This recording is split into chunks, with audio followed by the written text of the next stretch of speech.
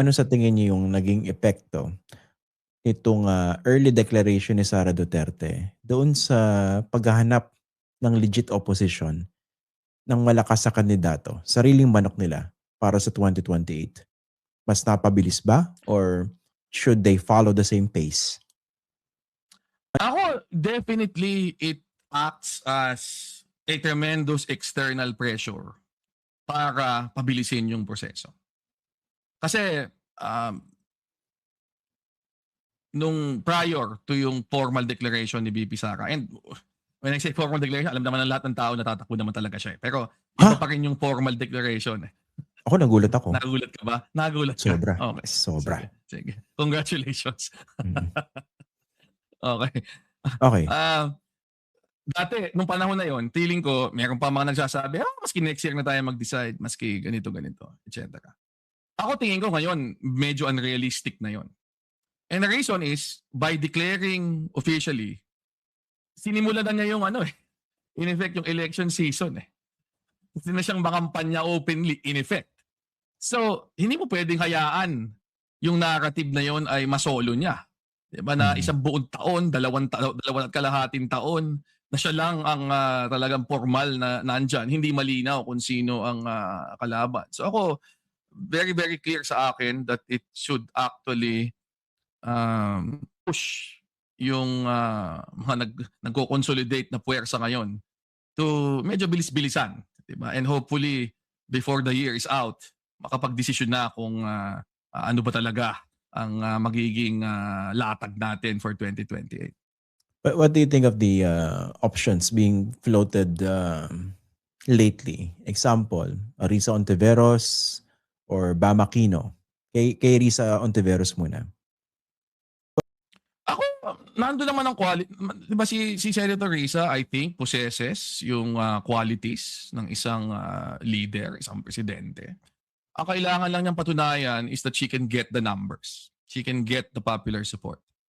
Pero in terms of kakayahan, in terms of galing, in terms of tapang na pinamalas, tingin ko, nandun na yun eh. Nakita na natin lahat yun eh. Sa kanya mga ginawa eh. So, ang kulang na lang ay kaya ba niyang i-transform yung kanyang mga gains as a senator, as a legislator, into yung mga taong ina-admire siya o na-impress sa kanyang ginawa, into viewing her as somebody na kayang maging presidente. Ako tingin ko yun yung biggest challenge sa kanya in the next 6 to 10 months. Okay. Kasi kung How magagawa about niya yun, then tingin ko pwede. Okay. So far kasi mababa yung numero niya eh. How Yeah. about Senator Bam Aquino? Kasi ang konteksto nung pag-float ng pangalan niya kasi ang tingin na marami because of his performance in 2025. Nag-number 2 siya and he was able to cross over supposedly dun sa ibang mga grupo. Okay? So what do you think of a Bam Aquino candidacy? Again, gaya ng sinabi mo, tingin ko ang biggest asset o biggest strength ni Sen Bam in this particular conversation, yung recent success niya, di ba, in 2025. And hindi insignificant 'yon. Midterm elections, hindi ka administrasyon, hindi ka kasama dun sa Duterte faction, and yet nag-number 2 ka. So definitely that's something na worth taking note of. Pero ang hurdle na kailangan niyang malagpasan ay yung challenge of translating yung senatorial numbers into specific preference na kailangan mo for a presidential run. And yun nga nag-number 2 siya nung huling eleksyon, pero still yung numbers niya when it comes to a more, hindi one-on-one, pero winner take all race doon sa mga surveys, ganun din, equally low. Halos pareho lang sila ni Risa so far. So yun yung challenge sa kanya. How does he transform yung preference, yung constituency na na-master niya to support his very successful senatorial bid into a constituency that will support a victory in a head-to-head winner-take-all race. At hindi 12 pangalan ng binoboto. So again, he has to show that in the next 6 to 10 months. Kasi ako tingin ko, yun naman ang true of all the names na fino-float na hindi si Leni Robredo eh. Kailangang ipakita nila yun. And actually, maski si VP Leni is polling at what? 13, 15%? Merong isang survey that had her at 20-something, although mid-year yun.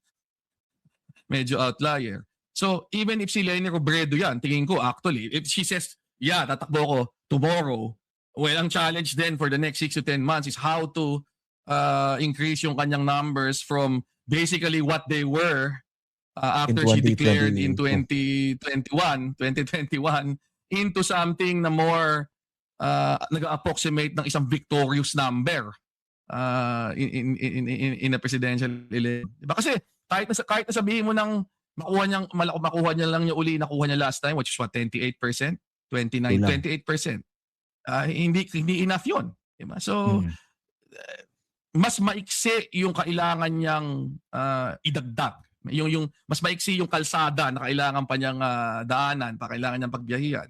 Pero, ultimately, everybody whose name has been floated around as a possible unity candidate dito sa ganitong usapan still has ground to cover.